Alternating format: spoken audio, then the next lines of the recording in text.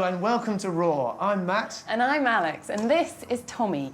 He's one of 2 tapir species here at Howlett's and Port Lympne Wild Animal Parks. And later we'll be catching up with this fella to find out just why he needs this amazing snout. But first, here's a sneaky look at what's coming up on today's programme. She may only be a baby, but she's learning really fast. I'm just trying to be friends, but she doesn't want to play. And there's no leopard like a snow leopard from the high Himalayas. But first, those Asian elephants at Port Lympne.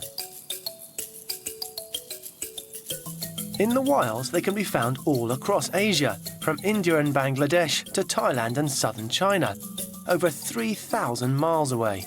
That's an enormous range, but there are thought to be less than 40,000 of them left in the wild. Port Lympne are lucky enough to have a family of 7 Asian elephants, and this is the breeding bull, Luca. He's a whopping 5.5 tons. He's the biggest animal in the park and weighs more than 4 black rhinos put together. By way of contrast, his 11-month-old daughter May tips the scales at a mere 200 kilograms. But you still wouldn't want her stepping on your toes. She lives with her mum, Fio Fio, and her auntie Yu Yu Yin. The rest of Port Lympne's Asian Ellie family are the older female group, Rani, Pugli and Buria. In the wild, the females would live on their own in a small herd, to be visited by a male only when it's time to breed. Looking after them is a jumbo-sized job, and John Taylor, the head of the elephant section, has invited us to see what he and his second-in-command, Bob, and the team of keepers do every day. Well, I've been here 16 years. I've been head keeper for about 5 years. Been working elephants nearly 20 years, I suppose. Used to work at London Zoo and Twycross Zoo with elephants before I started here. It's a full-time job for us, actually, sort of keeping the elephants occupied. That is the main thing for us. We spend as much time as we can inside the paddock with the elephants, but obviously we can't do that, for the whole day. John has built up a strong bond of trust with his elephants and needs to do the same with baby May. She's slowly learning the routines and is getting to know the keepers. Our prime way of working these elephants is free contact, and that's the most important thing for us, to actually go up to an elephant, feel an elephant, smell it, touch it, form a relationship with that particular elephant. Of course, the elephant loves that as well. There's nothing an elephant loves more than human contact. It's as simple as that. You deprive them of that, then you deprive them of a big part of their life. Especially elephants like this who've been here 30 years. They need that human companionship just as much as the keepers. It's not just a job for John. He's dedicated his whole life to the elephants and knows everything there is to know about them. It's hard work, but it is rewarding. There's the reward there, little May Tagoo. That's what we're here for. We're here to breed elephants. And when we get a live calf like May Tagoo, and being a female as well, and that's what it's all about, You get an elephant pregnant, you go through all this every day, but once we get an elephant mated, then it's confirmed to us that she's actually pregnant, and then we have to wait nearly 2 years for a birth, and then at the end of it, we get a female like little May Tagoo, then we'll muck out every day, as long as it takes, makes no odds. When you get a little female like that, that's what it's about. This is the best job in the world, because you're working outdoors, you're not sat in an office, you're out, you're mixing, you're having the banter with the lads, you're working elephants. It's the best job in the world. Little baby May is anxious to get outside, but there's still work to be done first.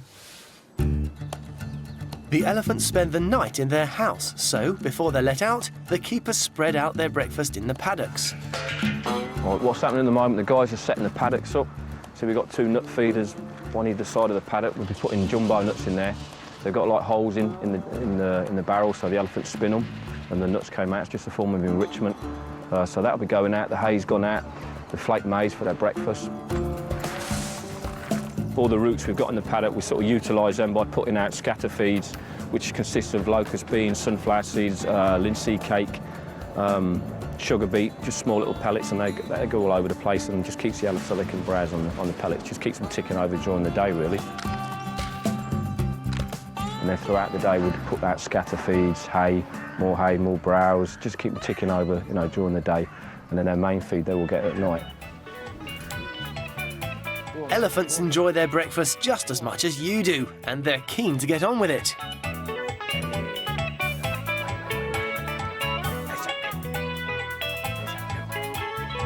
In the wild, elephants spend up to 20 hours a day looking for food and will eat over 120 kilograms each.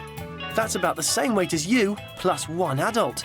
But luckily, they're vegetarian.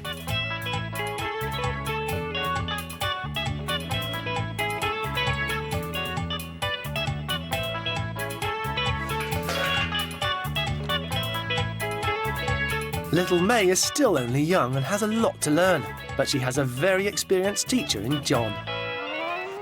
Ho. Good girl. OK. Foot. Salute. Salute. Elephants' brains are 4 times bigger than ours. They learn very quickly, and it's true what they say, elephants never forget. Lie down.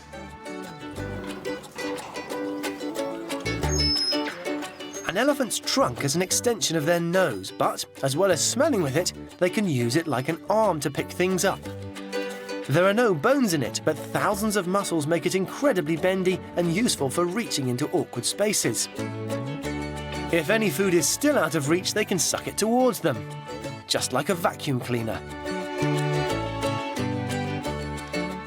In some parts of Asia, elephants are still used for work. They are unbelievably strong and can lift and move trees around with ease.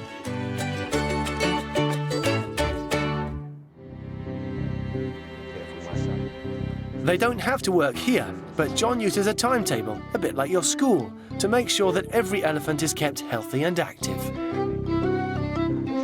So, now May and her family are happily wandering around their paddock, John and his team can get on with letting the older female group out. Now, here's a little question for you. If an elephant eats 120 kilograms of food a day, how much comes out of the other end? Join us later to find out who gets the top job of cleaning up after them.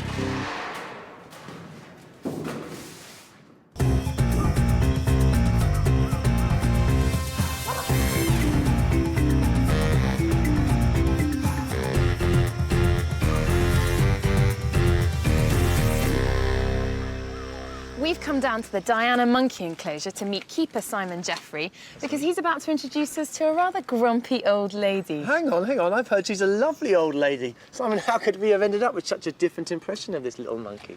Well, Tamale, the Diana monkey, doesn't like women. Oh no, How why did you discover not? that?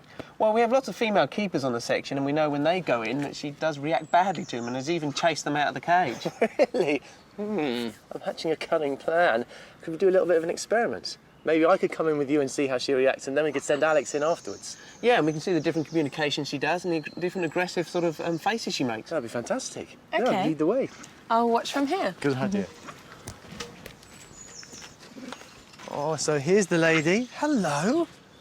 How will I know, first of all, whether she does like me or not, or whether she feels upset that I'm here or threatened? Well, you can listen to her communications, her facial sweetheart. expressions. And what sort of thing am I listening that- out for? Would you like a bit of spring onion?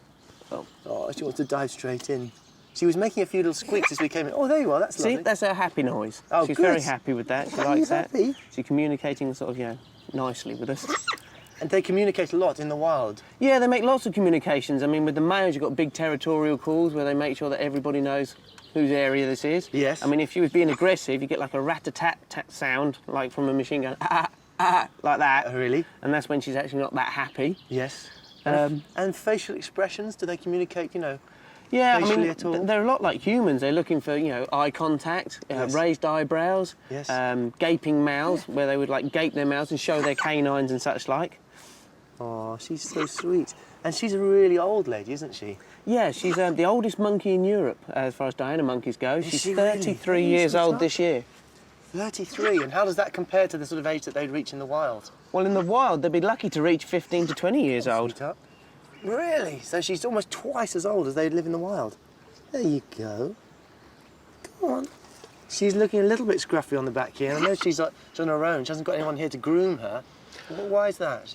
Well, she doesn't really get on with her partner who is in here with her, Fagin. So he doesn't actually groom her daily. We try and groom her, but we can't really get rid of the mats because it hurts her too much to pull them off. And she's too old for us to kind of knock her out and cut them off. Yes. So we just leave her to her. We keep an eye on her. We can groom her a little bit and make sure she's happy. Good. Well, she seems perfectly happy with us, isn't she? Yeah. Perhaps you ought to get Alex in here and see how she gets on with her. You are, sweetheart. Alex? Matt, hi. She loves me. Why I don't you don't know come in what and see she's how you get thinking. on? I'm going to come in now and see if she likes me. All right. Yeah, you like the boys, don't you? Good girl. OK, Simon, can I come in now? Yep, come in. All right. Bye, you guys. Bye, Tamale. I'm Good luck, Alex. determined that she's going to like me. So, Simon, I'm a bit nervous. You know, if she doesn't like me, what's the worst that could happen? She might try and bite you. Being that she's so old, she probably won't succeed. Tamale, maybe if I give her some food. And will she actually take it from my hand? Take the bowl and don't take it, take it from your hand. There you go. Oh, she ran off the bowl. So what? Oh, There we go. she doesn't like me, does she? What I want to know, though, is how does she know that I'm female? What's different about me? Yeah, come here. No, don't hand her any food anymore, I think. Just from the bowl. Yeah. As you can tell, she's very aggressive there. She gave us sort of a rat-a-tat sound and all the rest of it. And she scratched my hand, actually. You Yeah. stay away. She probably doesn't like you because she does recognise you. You will smell different than men. And But is then it she 'cause might see you as a threat to her kind of area, being that you're another sort of, female coming into her area. And would she be able to sense that I'm a little bit nervous as well? Yeah, I mean, most sort of, animals do sense if you haven't got as much sort of confidence around them as before or something. She seems to have eaten quite a lot of food. Where does it all go? Well, Guenons or Diana monkeys are well known for having like cheek pouches like hamsters, where they can stuff it all in and then they can go back up into the trees and such like and eat it at their own sort of leisure. So they can fit quite a lot of food in there, then. Oh yeah, they can fit quite a lot. And I mean, she would take literally almost over half a banana could be put away into her cheek pouches. Really? Well, she doesn't seem as though she hates me, but I'd perhaps better not push my luck, and maybe now's a good time to go. Yeah, it's probably best. Thanks, Simon. Okay. Bye, Tamale. Oh, Alex, she didn't like you, did she? Well, you know what that means, Matt. That I'm charming? Clearly, you smell just like a monkey.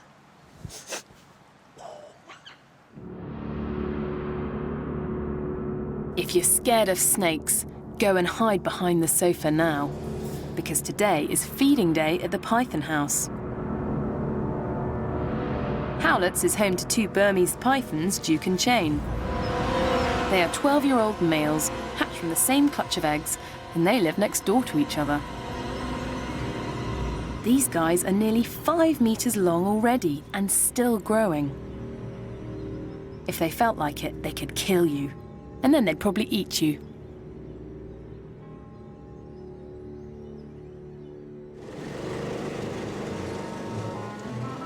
Unfortunately, at the moment, Duke and Chain aren't eating anything, and it's worrying their keeper, Ben.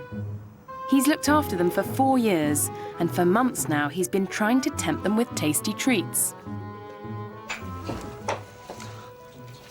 Right, today our pythons are having rats. They like them slightly warm, so I'm going to place them on the wall here and get them a bit up to temperature. We'll lay 5 down, see if the one boy will take those. We'll go from there. Burmese pythons can't see or hear in the way that we do, but that doesn't stop them from catching prey. Like all snakes, they smell with their tongues. That flicking motion is like a person sniffing, only 10 times better. It's like you smelling your dinners ready from halfway down the street. We don't tend to try and get our hands too close while we're feeding them because they strike quite well. So we place the rats in a clamp here, then go into them. These guys also have a 6th sense. It's a heat sensor along the upper lip, which amazingly allows them to detect warm-blooded creatures, a bit like this. The rat may be dead, but it's a hot dinner to Chain. If you jiggle it a little bit, it makes it look like it's sort of live prey. Makes them a little bit more interested in it. Different kinds of snakes kill in different ways. The python family are constrictors, which means they kill their prey by striking and holding on with their razor-sharp teeth. then coiling around and tightening. They squeeze and squeeze until their victims are crushed, suffocating them to death. Not a nice way to go. He's sniffing it, but there's no real movement. I'm a bit concerned because they haven't eaten in a little while. They're normally very good at feeding, and it's normally a strict routine of every other week. And it hasn't happened for a little while, so we are a little concerned. Ben has good reason to be worried. Snakes can go for long periods between meals, but it's been several months now since they ate anything, and their lives may be at risk. There are many reasons why snakes stop eating, but the fact that both are off their food has given Ben an idea. They're meant to be kept around 30 degrees Celsius. Doesn't feel like that in here at the moment, so we'll go next door and check the temperature. Ben keeps track with a thermometer in Duke's room next door. It's reading 30 degrees as it should, but Ben thinks it may be broken. Right, this is a new thermometer, more high-tech. Going to stick it to the side here and see where we go. Because they're cold-blooded, their body slows down if it gets too cold, and if it does get very cold, it can kill them. So obviously they like the temperature's quite warm, around 30 degrees Celsius. Right, it's only 22 degrees, so it's no wonder they're not eating. It's a bit too low. Obviously it's meant to be around 30 degrees Celsius, so we're going to have to get someone out to have a look at the heating system in here. With the temperature dangerously low, Duke and Chain could be in serious trouble. The key question is, can Ben get the temperature back up again in time? We'll find out later on.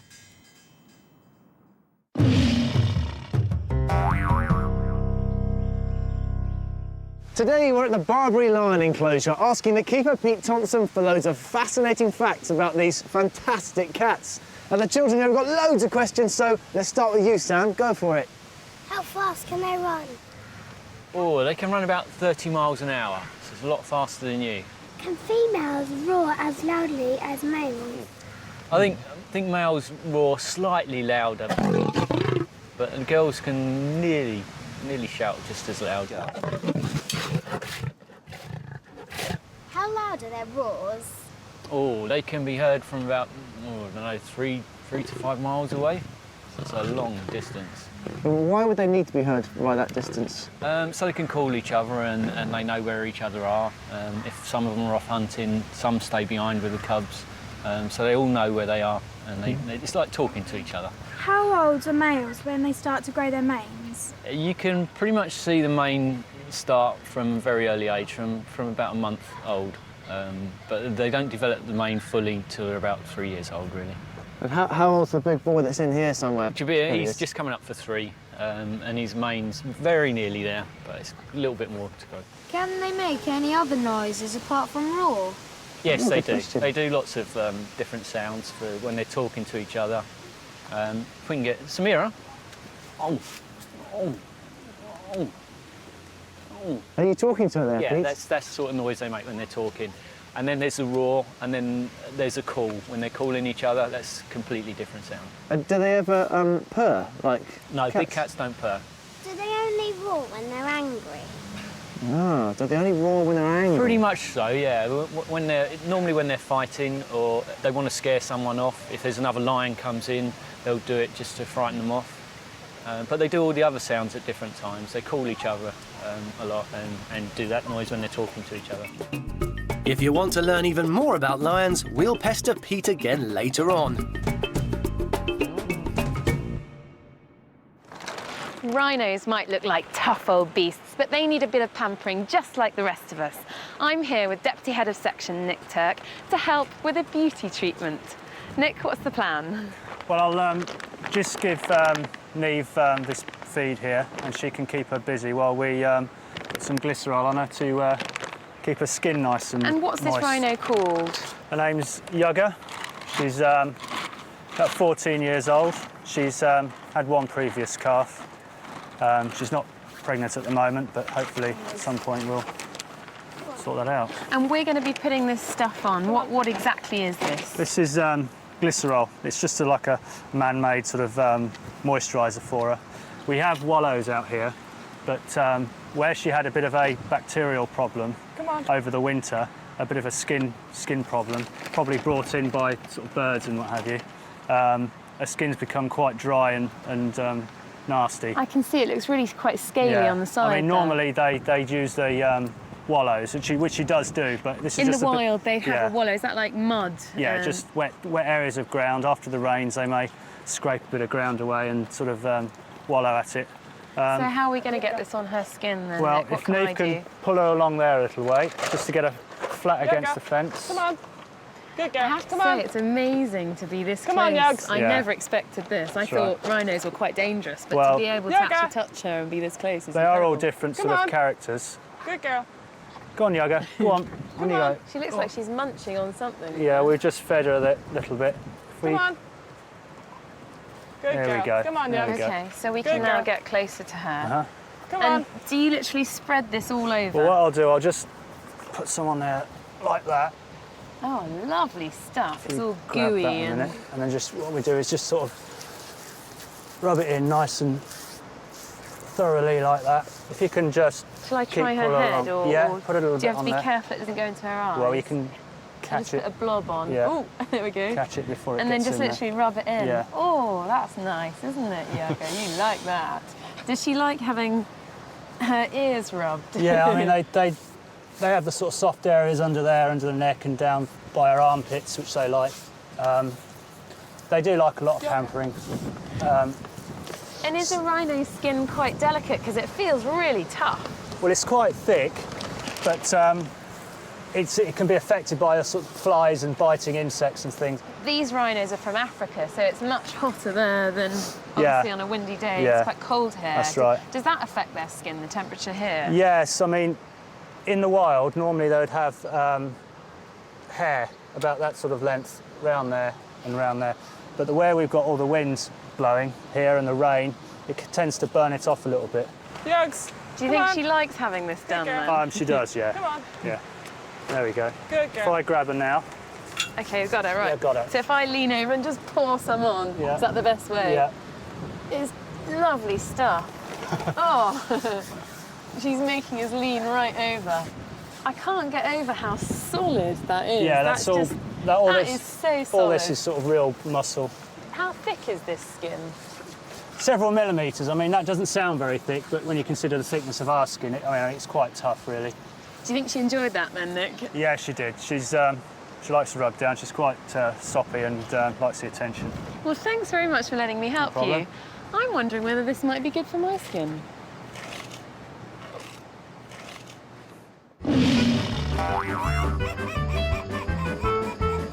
What do you get if you cross a parrot with a centipede?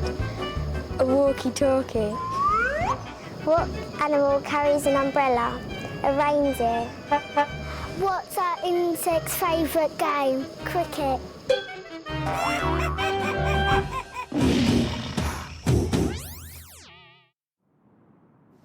Who remembers Dr. Dolittle, the man who could talk to the animals? It was just a story, right? Or was it? Here at Howlett's and Port Lympne Wild Animal Parks, there are people who can talk to animals.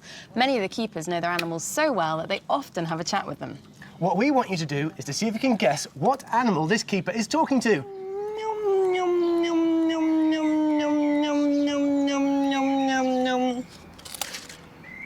Got it? We'll tell you after Furry Facts. This is one serious cat. It is one of nature's most exciting hunters and is perfectly adapted to live in one of the harshest environments in the world. This amazing beast is the snow leopard.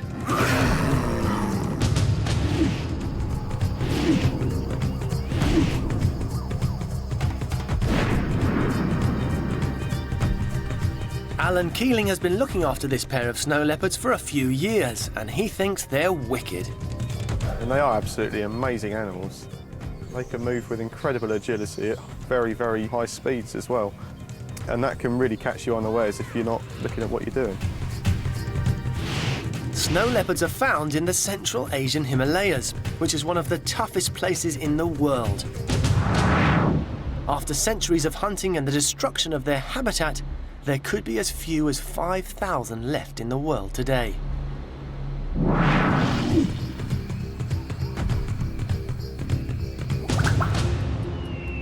It is in their native environment that the snow leopards really come into their own. Every part of them is perfectly adapted, from specially enlarged nostrils which prevent their lungs from freezing to massive tails that help them to keep their balance while hunting on steep rock faces. They are truly awesome.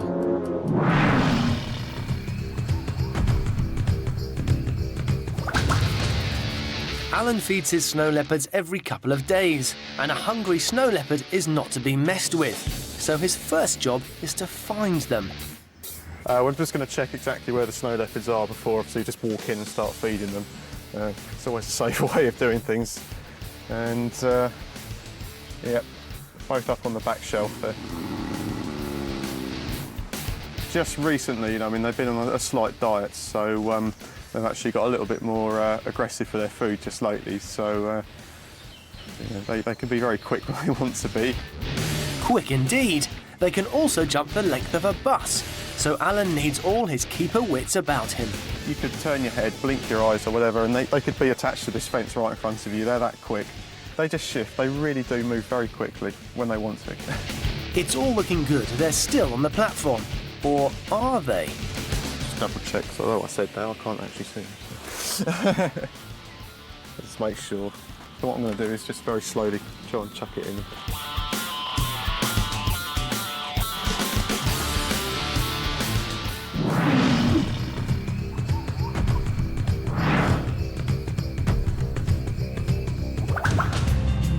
Don't worry, Alan did get out, and while they tuck into their dinner, it's a great opportunity to have a proper look at them. You can see, as he's eating, how he twists his head to one side. In the back of the mouth, where we have our molar teeth, they have what's called carnassial teeth. And these work like basically a pair of scissors for slicing meat. Cats don't chew at all. They don't actually possess any chewing teeth. The front teeth, the canines, are used for the killing. The back teeth, the carnassials, are used simply for slicing up and eating. As they're so endangered, Alan is one of relatively few people who has the chance to work with these cats. I've always enjoyed working with them. They certainly can keep you on your toes. And they have got really lovely characters as well, so yeah, they're good fun.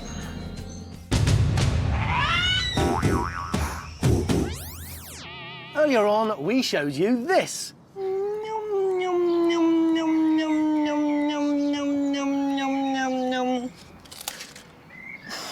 And the answer is...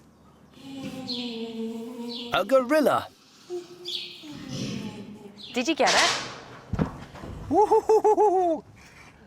We'll have more animal impersonations coming up later in the week. Bring them forward a little bit, mate, so she lines up. Earlier in the show, we met Port Lim's amazing Asian elephants and head of section John Taylor. John has dedicated his life to looking after elephants, and he's been a keeper here for over 15 years. An elephant keeper's day is hard work, but it's all worth it when you have a youngster like little May to look after. May is only 11 months old, and she's still learning how to be an Asian elephant. It's a real privilege to work with elephants such as May, but to get where John is, you have to spend years working hard and learning how to look after them. And not all the jobs you have to do are pleasant. I've worked under like 3 or 4 head keepers, and basically it's the same. You know, you get to muck out first, clean the floors, you do all the jobs as any other job. You know, you start at the bottom and work your way up. That can only mean one thing, and there's an awful lot of it to shift.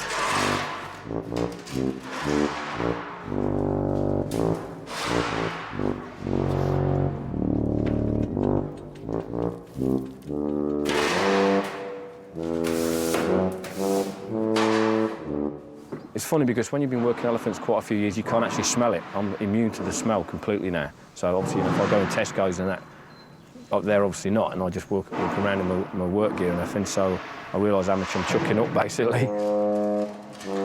Most people would run a mile from a wheelbarrow full of elephant poo. But John's assistant, Bob Dodd, has a rather odd fascination with it. I mean, the poo tells us a lot about the elephant's health. In this case, all the faeces is normal, it's well-shaped, it's in a good they're formed in what we call boluses. But If it was particularly smelly or particularly sloppy, we'd notice it a bit more. And if it was particularly smelly or sloppy, we'd know that would give us a clue to the elephant's health on that particular day. But all this is good, all this is within normal range for the diet they get.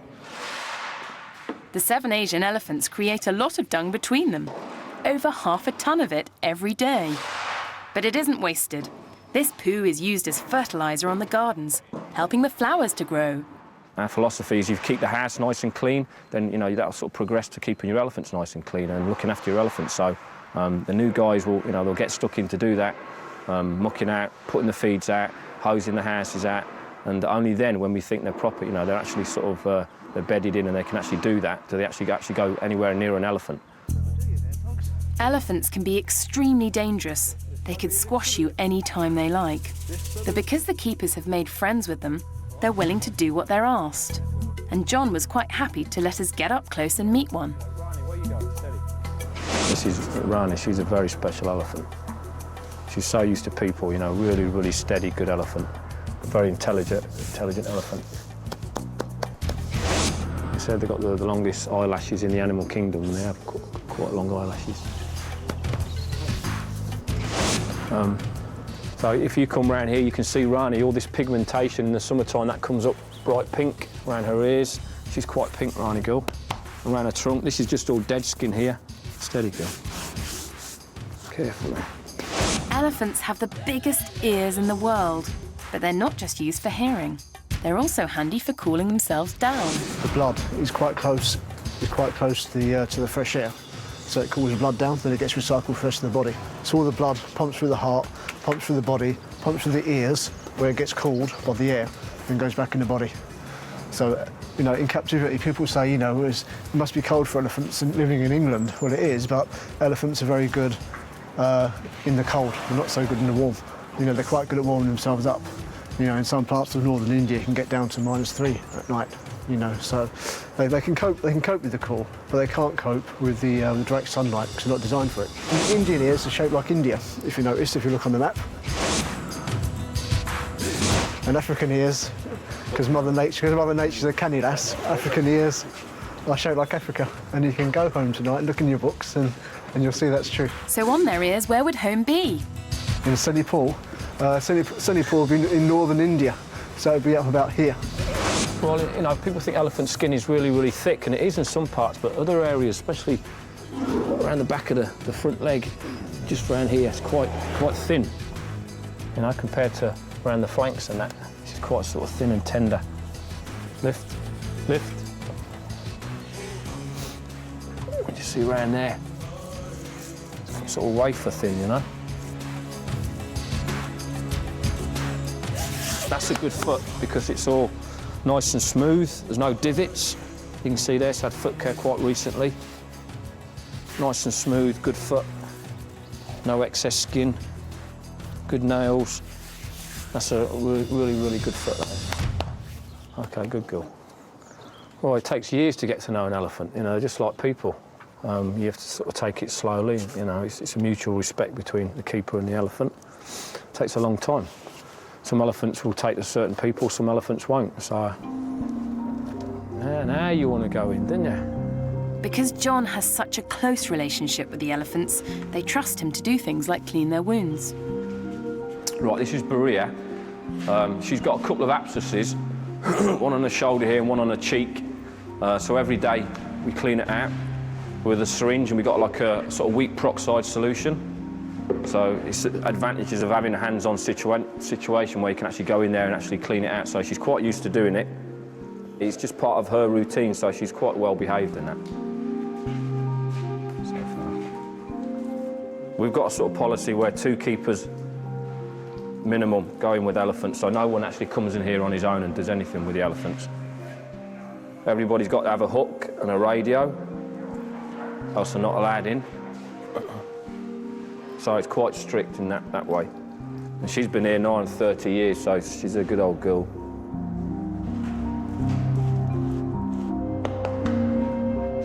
With Buria's treatment finished, it's time to give the old girls a treat, a shower.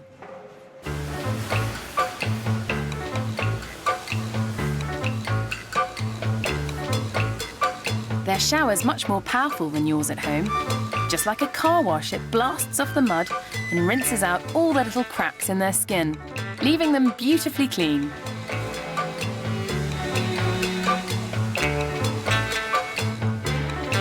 Elephants love water. They may be massive, but they're actually great swimmers. And if the water's really deep, they can use their trunk as a snorkel. Elephants don't clean their teeth, but they do enjoy a mouthwash.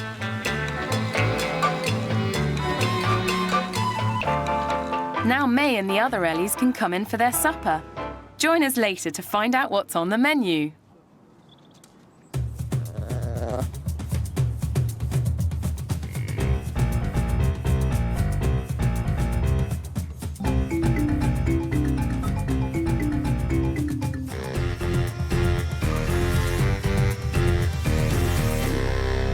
That beautiful cat is Bill, the Siberian lynx, and we're inside his enclosure with his keeper, Richard Langston, and we bought him a toy to play with. What have you got there, Richard? It's literally just a plain old plastic drinks bottle. Yeah? But he seems to quite enjoy playing. Can I chuck it over to him? Off you go. Hey, Bill. Yeah. There you go, Puss. He's looking a little bit cautious at the moment. He's taking his time. How did you discover that he likes playing with things like this? Trial and error. Basically, with all the cats, you come up with an idea, or one of the keepers comes up with an idea. We try it with all the cats. Some you get loads of response, so you keep trying. Others you get no response, so you don't bother anymore. Yeah. With him, as you see, he's hopefully do what he normally does. Normally quite almost cuddles. It looks like he's giving it a cuddle, but coming in the morning, it's got lots of holes in and flat as a pancake. I suppose that's a bit like if he's giving it a cuddle, and perhaps he thinks it's a prey and he's... That's basically what it is. He's got, and then they do the old, as lynx do, cheek rubbing. Yes. So yeah, it's not, it looks all nice and cuddly, but it's not. And you've given me a rake. This is just a deterrent, really. It's just precaution. 99% of the time, he's fine, but it's just in case he came over and got a bit too close and a bit too curious. It's just to fend him off a little bit. Actually, you can get some nasty scratches off the cats at home when they give you a cuddle. Yeah. He's got the most enormous paws. I bet they could do you a bit of damage. When we've had them sedated before, we've had a look at the claws, and it makes you think twice about getting too close to him. He's a bit cautious about the bottle, but we could always just leave it with him, and then he's got something to play with. That's what we'll do. We'll play with it overnight, I'm sure. Entertainment for the rest of the day and the night. Fantastic. Go on, Bill, play with your bottle. Well, we'll back off and leave him to play with his bottle, but don't you guys go anywhere, because there are loads more animals still to come on today's show. He likes the smell of dinner, but will he ever eat it? Top tips for tapirs. They love having their tummies tickled. And it's bedtime for Baby in the elephant house.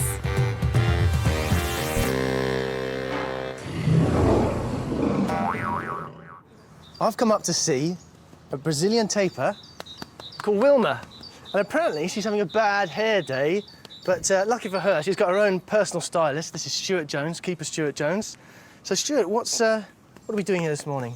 Well, basically what we're going to do is we're just checking Wilma out. She's a little bit dry on her coat at the moment, so we're going to give her a bit of a brush. Yes. And hopefully get some of this dead skin off. Fantastic. And she'll pop herself into the wallow at some point and have a bit of a bath. Right, and where's she from? Right, Brazilian tapirs are from South America. OK, so you're talking about Peru, Brazil, Colombia and all those sort of places. Yes. They live in, like, the forest areas of... rainforest areas. Yes. So, yeah, they go and stay around there. Brilliant. So we're doing this with our hands? I've noticed you've got a brush there as well. Yeah, I've got a brush here. If you... What's this? Shall I have a go at that? Yeah, if you just run from the top of the mane here. Yeah, just following it down like that. Follow it down, and then hopefully, you know, she'll stand there for you, OK? Now, in the wild, I'm sure she wouldn't have a stylist like you. How would she normally groom herself and do this in the wild? Well, what she'll probably do is... Oh, look at that. What's she doing? Is she all right? Oh, she's just rolling over. She likes a good tickle and a good brush. So I carry on? Yeah, just carry on, like yeah. That? Yeah, she'll love that sort of thing. She's a big girl, isn't she? Yeah, she probably weighs about 250, 60 kilos. Really? So. And she's got this sort of long nose or snout. Yeah, she looks almost like a short elephant's trunk. Yeah. She's not a part of that family, is she? What family is she? She's actually part of the sort of rhinos, pigs and horses. Yeah, and she uses that little snout to smell her way around the rainforest, and also if they go into water, if anything chases her like a jaguar, she'll go into the water and she'll use that almost like a snorkel. Oh, really? So she can stay under the water for a long time. And do they sort of run along the bottom, or can they swim? They're very, very good swimmers. Oh, really? Yeah, for such big animals, they certainly can swim very well. She is absolutely fantastic. Thank you so much for introducing me. Looks like I've got my work cut out for me, so you better leave us to it. As we saw earlier, Howlett's is home to a pair of particularly peckish pythons. They've not eaten for months, and their keeper Ben is extremely worried. But the heating may have broken down, and cold pythons won't eat. So Ben's called in Mick the boiler man. Just listen for the impeller going round in the pump. It's like a household pump. Just have to make sure the impeller's going round. Sometimes you have Don't worry, I don't understand that either. But the good news is Mick's fixed it. The heat's getting round now anyway. At least the snakes will be happy. I hope. Well, I don't want to go inside if I can help it. In a matter of hours, the temperature is back up to 30 degrees centigrade, the ideal temperature for pythons. They don't look any different, but Ben's very hopeful. We're going to feed them again, and well, try and feed them again. Hopefully the temperature's got back to where it should be, and hopefully they'll eat. Rats again today. Hopefully they weren't eating just because it was too cold. If that wasn't the reason, then Ben will have to call out the vet before they starve to death. It's certainly warm enough in here now. Seems quite interested today.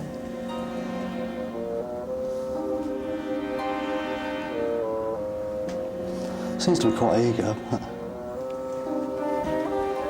Seems very interested. I think we're nearly there. When they make that S shape, that tends to mean they're going to strike. It gives them a thrust to sort of dive on their prey. Hopefully the rat is prey at the moment.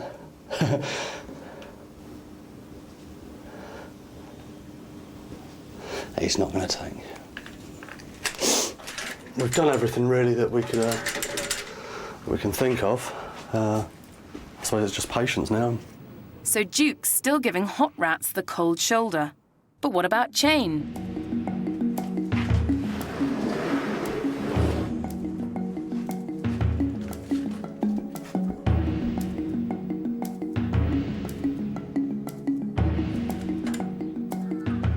That's it. That's brilliant.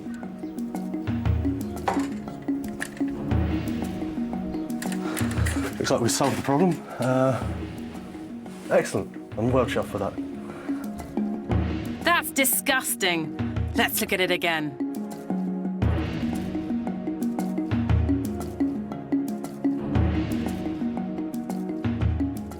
It means, there's nothing wrong with them, and we don't have to get vets in, and we don't have to stress them out and play around with them. So, it's good for everyone, really. A few days later, Duke scoffed down a rat too, and Ben no longer has a pair of peckish pythons on his hands.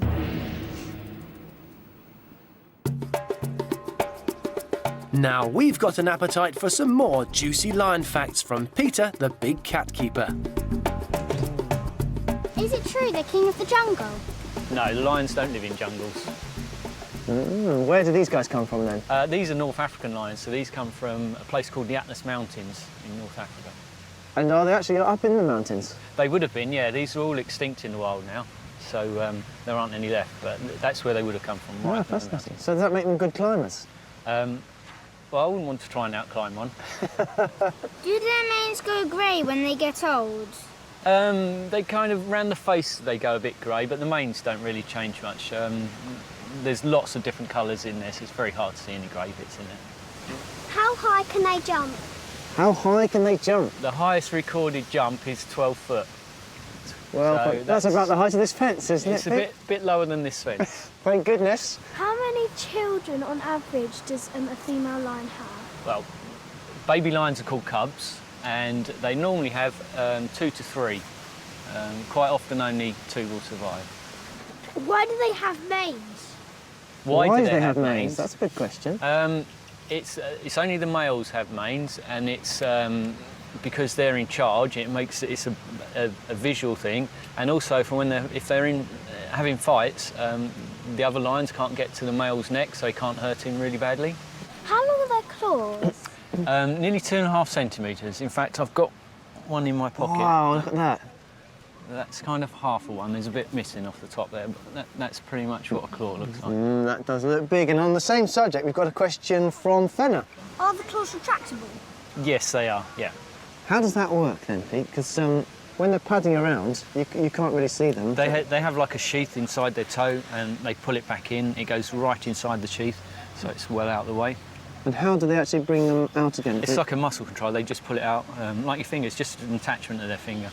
So does that mean they tend not to wear them down? So what they do is if they want to, they use logs to scratch on or trees. That's how they keep them high up.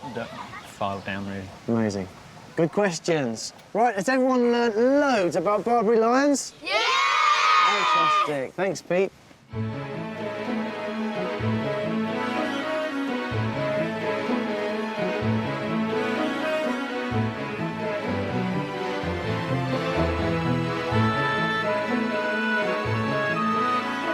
Did you see me with a monkey that didn't like me earlier on? Well, I'm glad to say that the black-capped capuchins here aren't like that at all. And Simon Jeffrey, who looks after them too, is doing a bit of maintenance for them. Simon, do you think that's secure then for the monkeys? Yeah, it should be well strong enough for the capuchins. And why have we done this for them? It's great environmental enrichment to put new branches up, new tyres, new ropes, anything that we can sort of think of to put up in here is great for them to use, great for them to run along. And it's also good for getting the bark off. They can chew the bark. You know, it's just great fun for them. So, Simon, do you think if we go to the side of the cage, they'll come and test out your workmanship? Yeah, hopefully they'll come down. They'll be a bit cautious. They don't really trust our work 100% until they've touched it a few times. But, yeah, if we go back there... OK.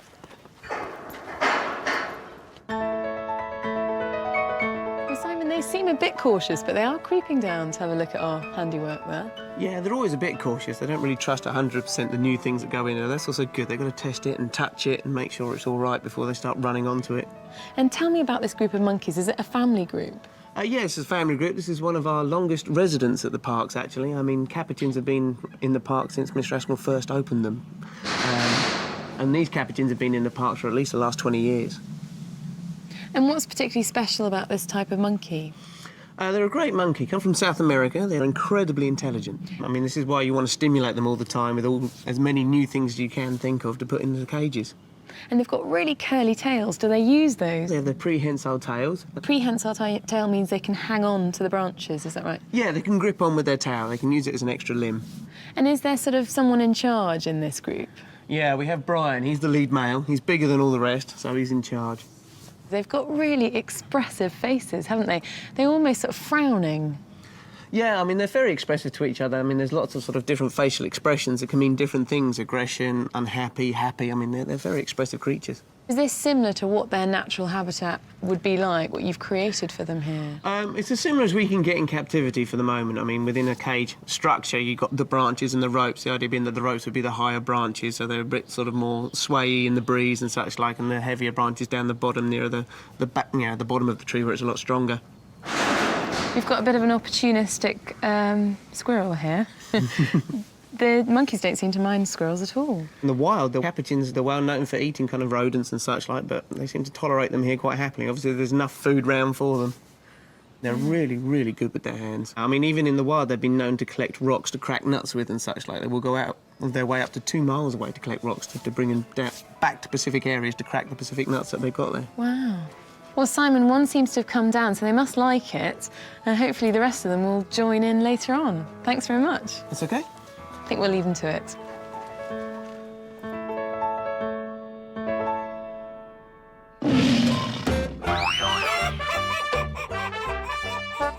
Why is a fish easy to weigh? Because it has its own scales. What kind of dog likes to fight?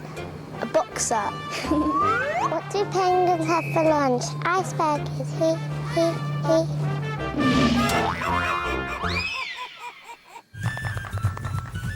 Go on, mate. Go on.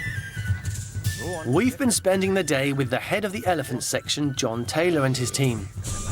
They've let us go right behind the scenes to see just how much work goes into looking after these marvellous animals.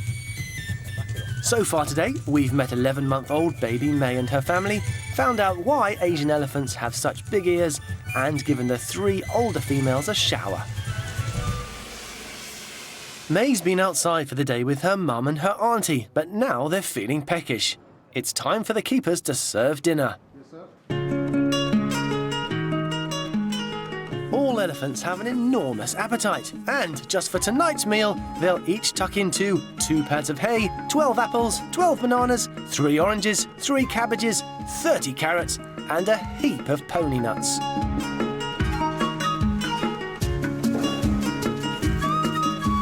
Little May has the kids' menu, of course, so she'll just be having a few bananas and some pony nuts, washed down with milk from her mum.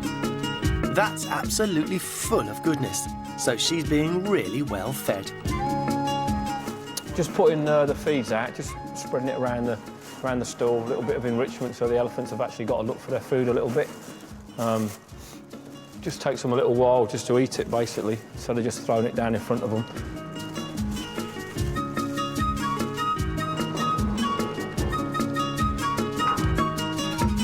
You might think that all that fruit and veg should be enough, but they get through the odd tree as well. Well, all that browse will be gone by the morning, all of it. They've got their sort of favourite browse, which is sycamore, willow, fruit trees, apple trees, you know, pear trees. The small twigs they eat, the browse, you know, the bark they'll strip off, and the rest of it it'll just disappear. Keeper Bob Dodd likes to hide some of the food up high in the hay rack, if he can get it up there, of course. That's always going to happen, isn't it? It's so high that it looks impossible for the elephants to reach. They're quite cunning, because what they do, they use their trunks and they blow out, and they'll blow the bananas. You think I'm kidding? What they do, they use their trunks and they blow out to reposition the bananas. And when the banana is sticking out through the mesh, then they'll pluck it through. John and his team lead May and her family back inside for the night, and they immediately set to work demolishing dinner. A well-fed elephant is a happy elephant. Both they and their keepers have had a good day, and that makes all the hard work of looking after them worthwhile. There's like a winter routine and a summer routine. The routine is strict, we keep to it, you know, the same most of the day. It's a good part of the day now, the elephants enjoy it, they're coming in, they have their food, you know, all the house is nice and clean. Of course, you know, tomorrow morning we start from scratch again, you know. It's a good part of the day for us. And good for the elephants as well, because this is their main feed, basically, and it'll take, you know, till the early hours of the morning before they get rid of it all. That sounds good, doesn't it? A treasure hunt in your bedroom every night to find your supper.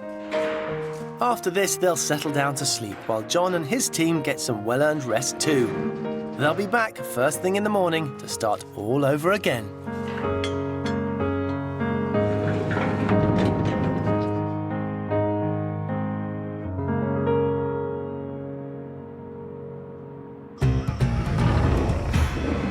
Well, we've almost come to the end of another Animal Pack show. But before we go, we've come down to see Keeper Neville Buck with a tasty treat for the bush dogs. Oh, Neville, they're so cute. They look like puppies. Well, 3 of them are puppies. They were born last year, but certainly wouldn't recommend treating them like puppies. If you go anywhere near them, they're likely to have a bit of a bite of you. So, yeah, I mean, just watch out and keep away from them. So this is not for cleaning; it's for defence, is it?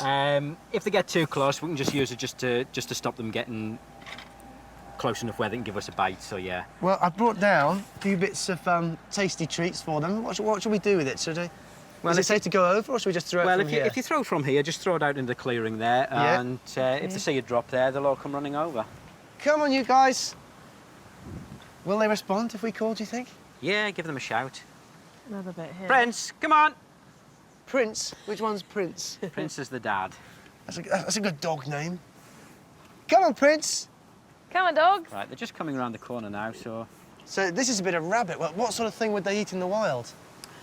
Well, they'll eat things like armadillos, which they'll dig up out of their burrows, packers, and some large animals, capybara. And Neville, I noticed that they took the food away. They didn't hang about and eat it, did they? Is that normal? Yeah, I mean, quite often there's a bit of a chase goes on because we've got so many animals in the group.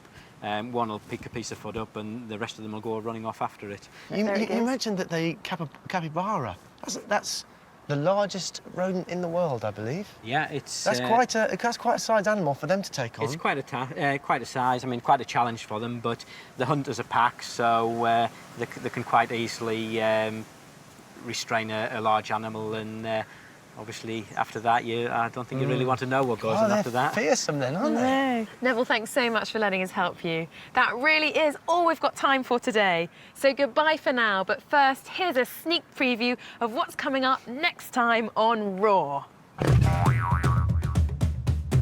I'm going to find out why this Siberian lynx goes mad for a smelly old boot. What's an animal intelligent enough to learn sign language doing with its finger stuck in a bottle? And our competition winner realises her lifelong dream to take care of the Ellies. It's going to be great! Don't miss it!